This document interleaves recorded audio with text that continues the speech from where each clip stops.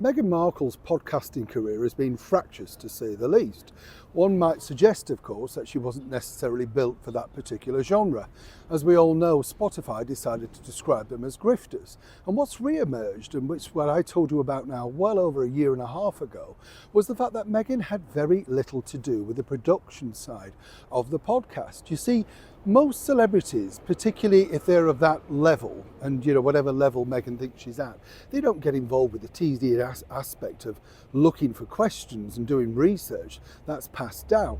If you are a one-to-one person, you want to really know about that individual, then yes, you do your own research. But Meghan was one of a kind. She thought she'd slink in, design her outfit, and then, as we found out also, she didn't necessarily interview everybody present. She then simply put her questions in, and that was edited in, as ever, allegedly.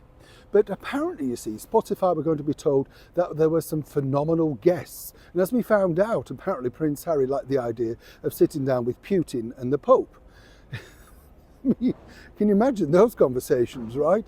So consequently, when you think about it, Meghan herself really just had to trawl her own book and work out exactly the sort of people that might want to sit opposite her.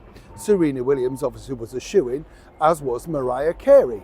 But there were other people that were a little bit reluctant. But why? Morning, good to see you. Thank you so much as ever for your time today. Lovely to have your company.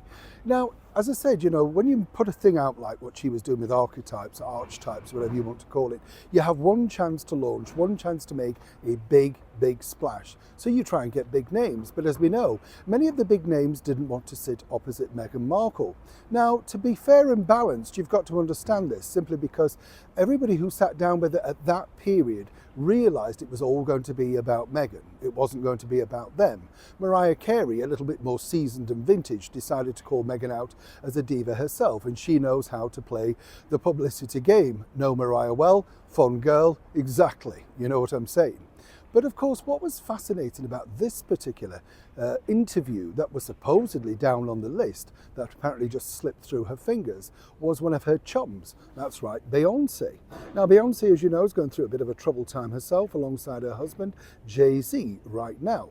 Now, she was down to be interviewed, and as we know, they sort of really got together at the Lion King premiere when Prince Harry was begging the boss of Disney for voiceover work for his wife, leaving Beyoncé a little bit bemused. But they have been supportive at points, including giving free tickets to her concerts for Doria and Harry, alongside Meghan, to witness her spectacular stage presence. So why didn't Beyoncé want to sit down? Well, according to a source, it was quite simple. Apparently, she claimed at the time that she didn't have a product to sell, a new album, movie, single, book, perfume, whatever. Beyoncé's always got things to sell, right? That just doesn't really work out to be true. According to a source, basically Beyoncé is not keen on being interviewed, but more importantly wanted the questions in advance. And what direction was this going to be taken? Now, so far, Beyoncé has not refuted this outlandish claim inside, of course, the piece of Vanity Fair. But a source working at Spotify at the time told me this, that basically Beyoncé just kept evading it, didn't really want to commit, was either busy on the date suggested, and eventually Meghan grew tired of begging. Well, not begging, but more or less just gave in. She figured she had big enough names without her. So this sort of groundwork of that story is simply Beyoncé was available, then she wasn't, then she was. But if you were besties and really good chums, wouldn't you really do everything in your power to make sure that your friend's latest podcast, given you are one of the biggest stars on the planet, wouldn't you do anything to make it work? There's something a little bit more, shall we say, darker to this particular story. Neil Sean in the very heart of Yorkshire.